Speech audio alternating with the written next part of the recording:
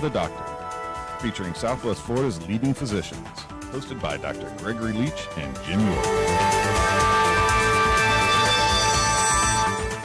Good evening and welcome to another evening with Dialogue with a Doctor. I'm here this evening with my co-host Jim York. We're interviewing Dr. Arturo Balandra. He is a practicing urologist in Naples, Florida. He is with Naples Urology Associates, which is, I believe, the largest urology practice in the area. It's been here just about the longest. And we're here this evening to talk about male erectile disorders, and maybe perhaps if we have time, male voiding dysfunction. That's right.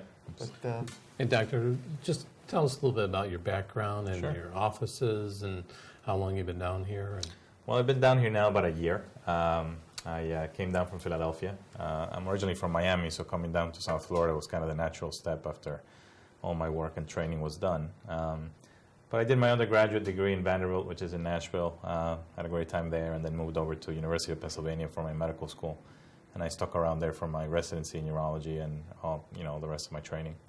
And then again, like I said, we wanted to come down to Florida, be closer to the family, and we found Naples, and we've been loving it. So we're enjoying the town here. So very nice patient population, and as a urologist, we see a lot of older people, and that's a good demographic here in Naples. So. And you're located? So I have an office at Physicians Regional, which is right on Pine Ridge and 75. Yeah, I'm mostly at that Physicians Regional. One of my partners is at the other one, or closer to anyways. And then I have another office in Bonita, which is over by the Promenade. It's a couple of blocks north of Bonita Beach Road. I see patients as needed in the hospital, in any of the hospitals. I'm not affiliated with that particular one. I just happen to rent space from Physicians Regional. But that's where I'm available. So, well, tell us about ED. So erectile dysfunction is obviously a great topic, I think, because it affects a lot of people, and it's very high on the list of quality of life things when someone is checking off things that they want a quality of life either in retirement or just in the regular everyday life is sexual activity. And there's some numbers that almost 50% of people above the age of 40 can have some sort of erectile dysfunction. And I think the most basic thing that we need to talk about is, okay, so we're talking about a dysfunction, so what's the function? What are we defining the erections to have a function of? And evolutionarily and from a survival perspective, the most basic thing is that you need to have an erection to be able to have babies and reproduce. But obviously, we're not just having sexual activity for reproduction, it's also for, again, quality of life and relationships. So that definition has broadened a lot into, having an erection that is sufficient not only for penetration and for reproduction, but also for enjoyment of both parties. So whenever there's a problem there, whenever there's, even if it's just a perceived problem, that's when we come in as physicians, both primary care doctors, urologists, because there's a lot of different people that deal with this issue. As urologists, though, we're charged kind of with the complex cases and also with, having hopefully the broadest wealth of knowledge regarding this issue and how to treat it. So. And what are the symptoms that cause it? Yeah, so basically the symptom is going to be very varied. Some people say, well, I can't hold my erection as long as I used to, and it's a problem for me. Some people obviously can't have any erections, and that's obviously an obvious symptom that people will come with. There's also with, getting to orgasm and climaxing and how long that takes and whether that's an issue or not. And just basically within a relationship, the perception of a dysfunction, of something not working right, something not clicking, and all that scope is in the practice of erectile dysfunction. So it's very broad.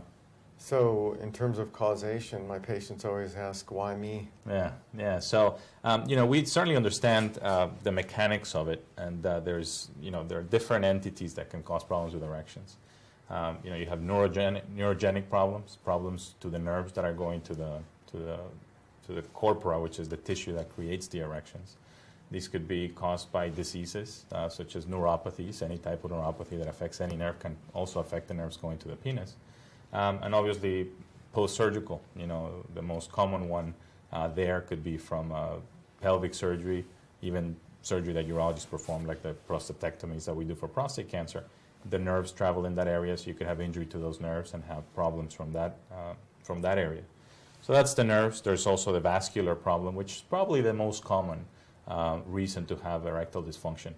You know, to have an erection, what it is, it's basically you're allowing blood flow to go into the penis, and that's how you get the erection. So whenever you have a problem with your arteries or veins in the elasticity of them, just like people have problems with the heart, the arteries in their heart, the arteries in their legs, when you have a problem to the arteries of the penis, then you're not able to get the blood there to be able to create an erection. There's also endocrine problems. You know, low testosterone can cause some of the issues with both sexual interest as well as erections themselves. You know, those are basically the three basic entities that we take care of. So I read that, you know, people even in their 40s can start having this problem. So, you know, are you saying that the arteries going to the penis can be getting smaller even at that age? So it's possible. Is it possible? Obviously, the other things that come into play is not just normal aging, where you Right. have problems with your, you know, like I said, the arteries elasticity, but then there comes medical comorbidities. So, you know, there are certainly people that are being diagnosed with high blood pressure in their 30s and their 40s. Right. So high blood pressure is one of those things that can affect your arterial vessels, and your, you know, both veins and arteries can cause problems with erections as well.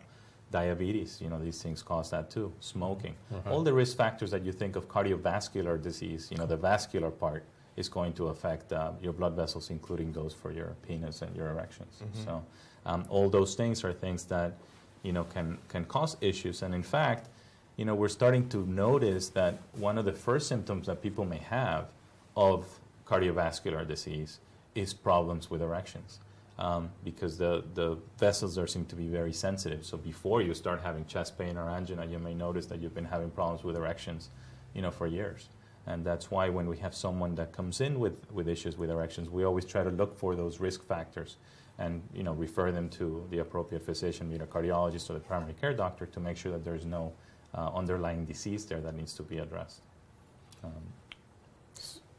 If those diseases are addressed, you know, the high blood pressure, diabetes, et cetera, that theoretically, I tell my patients, well, this can improve this. I mean, how predictable is that? It's not very, you know, and I think the reason is because it's such a complex mechanism. You know, obviously, if you're looking at your heart, and then you're looking at you know, the dynamics of the heart, that's really a very physics-driven thing. So you have a pump, and it's, you know, the inflow to the heart and the outflow. So things like that can be improved because it's almost, you actually don't even have control of your heartbeat, right? I mean, it's just happening. Whereas with the penis and with the erections, not only has to be a good mechanical and, you know, vascular and blood flow input to it for it to work, but then comes the psychological aspect of what comes with an erection. You know, the relationship that you have, the confidence that you have on having erections, because it's a very complex system. It's partly voluntary in the sense that you have to have, you know, kind of be, quote, in the mood to have erections and to, you know, go ahead with sexual activity. But it's also ruled by both autonomic systems, so the system that your body doesn't have any control of, which is the sympathetic and the parasympathetic, that you don't voluntarily have control of. And erection and ejaculation is actually a combination of both those systems. So you're basically, everything has to be working for things to go forward.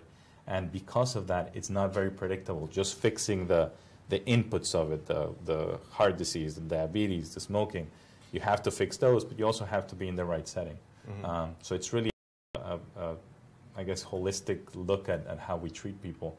So unfortunately, it's not just XYZ, although taking care of those issues will clearly give you a better chance to have success with treatment, be it medical or, you know, the other options that we can talk about if the medicines fail.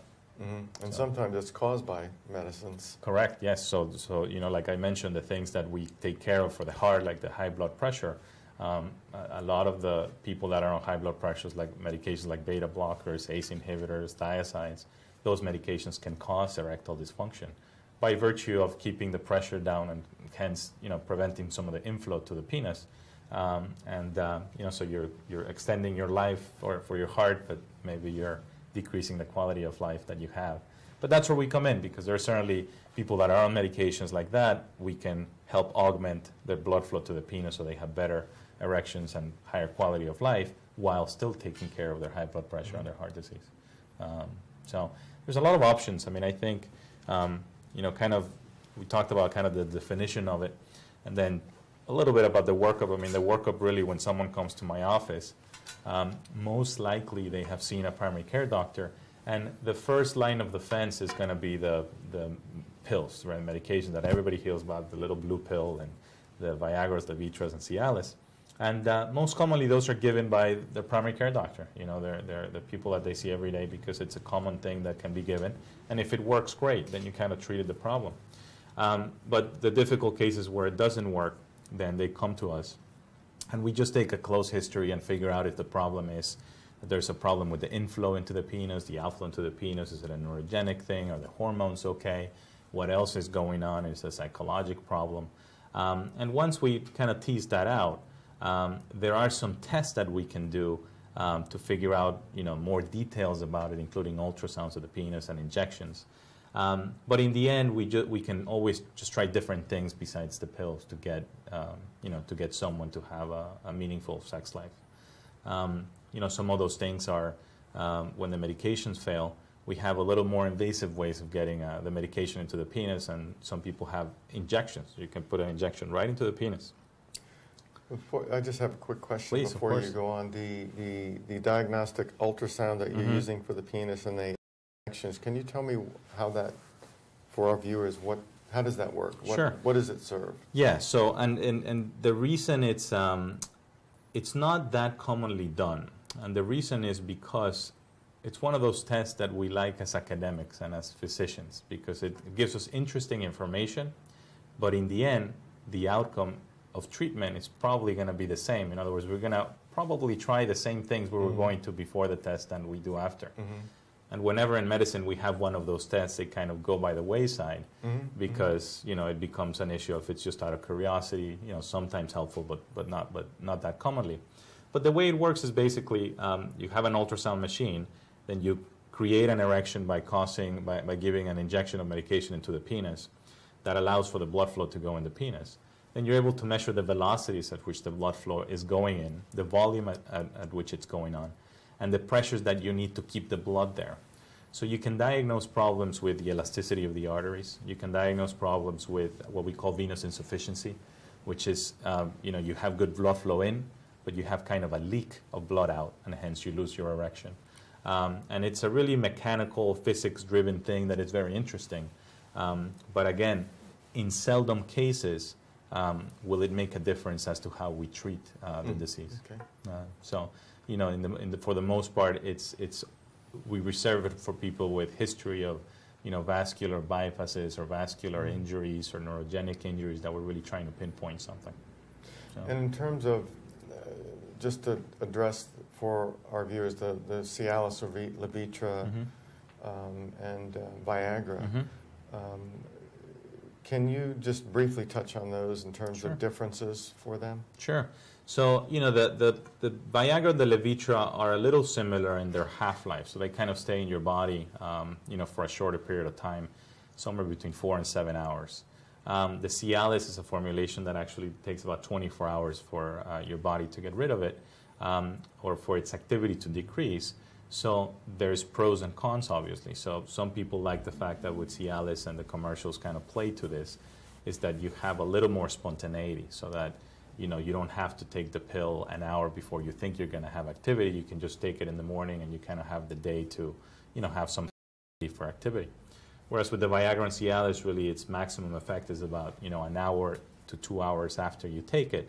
So you kind of have to time things right. Okay, I'm going to dinner, I should take my pill, and then this is going to happen. And some people like the fact that it's going to be out of their system, so they don't have to worry about it. But there's certainly people that like the fact that it stays in your body. Other things, there's just some issues with food and interactions. For example, Viagra and Levitra should be taken in an empty stomach, because food will decrease its absorption. Cialis doesn't really matter that much.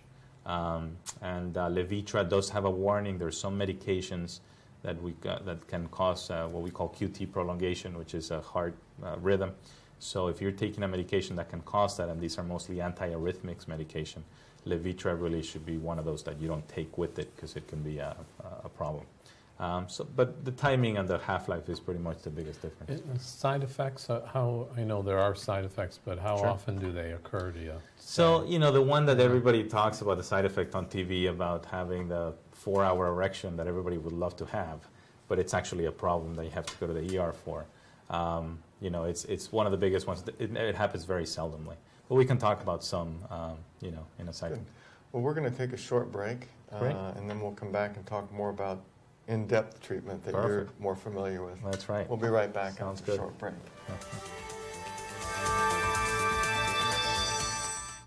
I had been a practicing orthopedic surgeon for a number of years, and I thought that I was invincible to the multitude of medical problems I saw around me every day.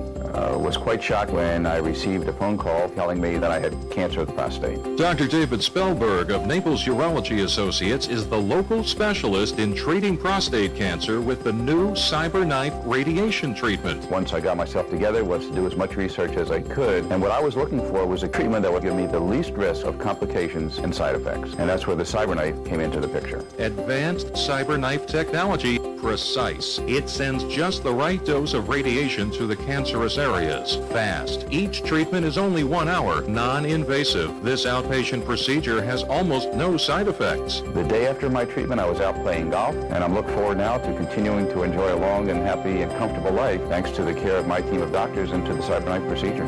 Learn more about CyberKnife and Dr. Spellberg. Call today.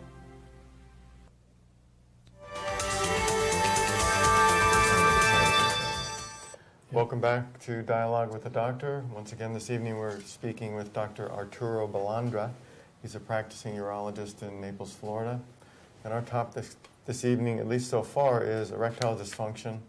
And we've talked about simple measures. Now we're going to talk about some of the things that you do to help That's right. people. So, you know, when we get patients to the urologist office, for the most part, these are patients that have tried some medication. One of the simple things to do actually is just to change to another medication. So if someone's tried the Viagra, you know, we can try a Cialis or a Levitra. They can make a difference. I mean, they act on a similar receptor, but they obviously have different, they're different enough that they can be marketed differently. So they have some subtleties that may allow for change or for improvement of symptoms on people that haven't tried it. But when that doesn't work, then we have other options, okay? There is medication that we can inject directly into the penis. This works very well with people when they have a neurogenic injury, when the problem is that they have nerves that don't allow for the erection to happen. Then having the injection will work very well, because the injection, what it does, it's medication that's telling the blood vessels to open up and allow the blood flow to your penis, regardless of stimulation. Because remember, with the oral medications, the important part to remember, you still need stimulation. It's not like you're going to take the pill and walk around with an erection, right, even if you're running a marathon. I mean, this has to be in the context of sexual activity. With the medication that you inject into your penis, you don't need stimulation. You are going to get an erection, assuming that your blood vessels are flexible enough to respond to the medication. So for people that the medication doesn't work and they really want to have an erection, they want to try something that's a little bit more involved, an injection into the penis. A lot of the times diabetics are the ones that have a lot of problems with erections. So to them, it's actually something that's pretty commonplace when they inject themselves with insulin already. So in that particular patient population, they find it not very bothersome. And in fact, once you kind of get over the shock factor of the fact that you're going to be injecting your penis, the people that are using the injection seem to work very well. There is other medication that we can put right into the hole where you pee from. So this is like a little capsule, like a suppository. And you put it there, and that dissolves the medication, and it goes into your penis. And it's similar in the sense that you don't need stimulation. You're going to get an erection with it. When those fail, we have a vacuum device. It's basically a cylinder that creates a vacuum and draws the blood into the penis. And then you have some sort of constriction ring or constriction band to keep the blood there. And that's actually very effective, because it's literally just, again, a physics hydraulic thing where you're creating a force that's drawing the blood into the penis and you're keeping it there. So you don't really need flexibility in your arteries, the force itself is being created by the vacuum. So that works very well, but obviously it's a little cumbersome. Why? You got to carry this, and you have to, have it with you, and give me, time out and let me do this. But again, if it works and it's in the context of the relationship where you're dealing with it, and that's what you have, it actually works well. And finally, there's always a surgical option. So there's patients that neither of these, that none of these work well. Mm-hmm. They fail the oral medications, they've tried the injection, or they simply don't want to try injections. The suppository is not working, and the vacuum device is just not working in the context of their relationship or their life. Then we always have the surgery, which is an implant. And, people call it the pump, la bombita in Spanish. There's a lot of people who come and ask for la bombita in Spanish. But what it is, it's basically you're literally putting a cylinder into the penis. You have really two cylinders within your penis, so you're putting two cylinders side to side that are empty. They're basically just completely empty when you're at rest, so you are mimicking when you're walking around and you have no erection. And then you have a little pump in your scrotum that we put, and that pump is pumping water from a little small reservoir that we put in your belly. That there's water sitting there, and when you're ready to have an erection, you pump it, and the water goes from the cylinder in your belly into the cylinders in your penis. And when you're done and you did what you wanted to do, you press a little button, and the water goes back to your belly, and you're again, flaccid. And it works very well. I mean, on the people that are well chosen, that they know the expectations, that it's going to be obviously something mechanical, because it's not going to happen spontaneously. They're going to have to pump it, and they have those expectations. It works very well, and the only thing that can happen is, as in any mechanical device, it can have a failure rate. But the failure rate is somewhere about 10 to 15% over 10 years, so that's pretty decent. And on the short period, there's risk of infection, as with any implant, being a knee or a hip or anything else. And that risk, depending on whether you're diabetic or not, ranges somewhere between 3 and 8%. So it's a good answer and solution for those patients. Recovery on that is in and out patient? Yeah, it's actually an in and out. It's an in and out procedure. Okay, the procedure probably takes somewhere between 45 minutes and an hour and a half.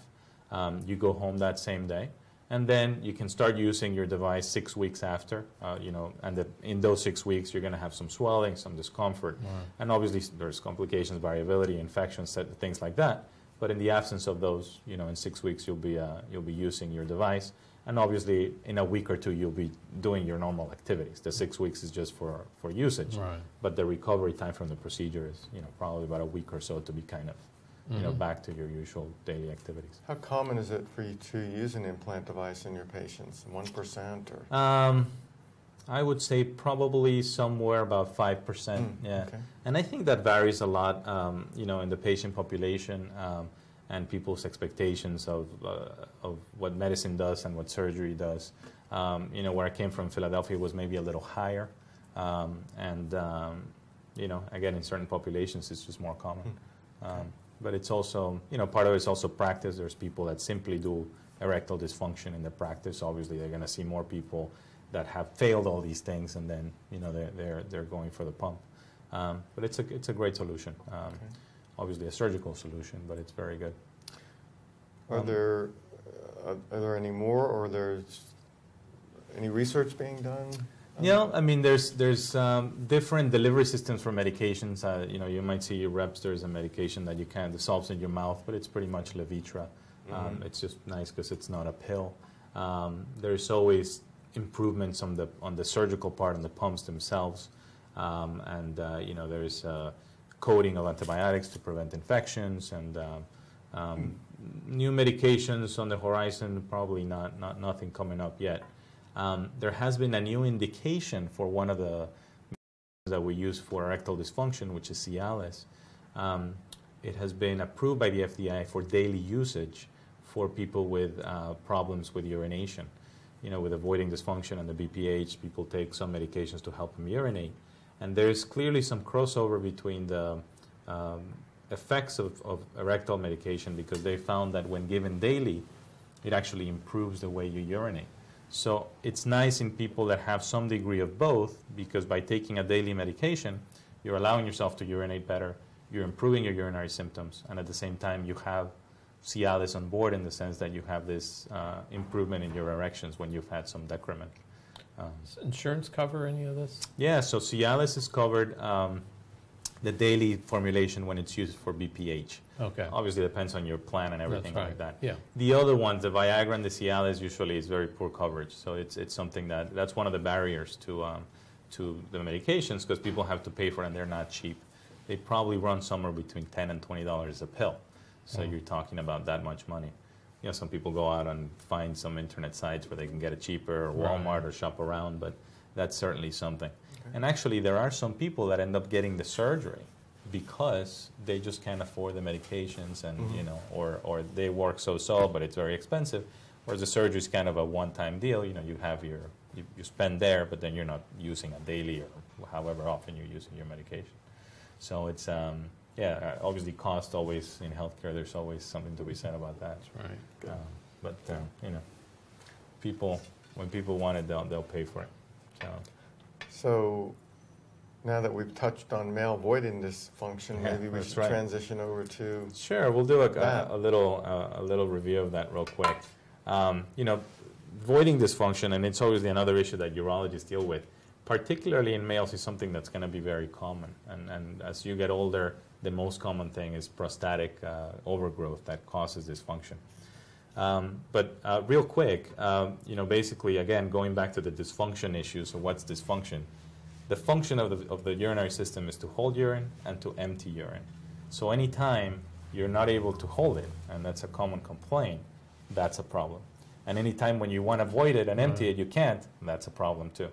And it's a very complex issue regarding the way the bladder, the way the tube that drains your bladder works, the way the prostate grows around it.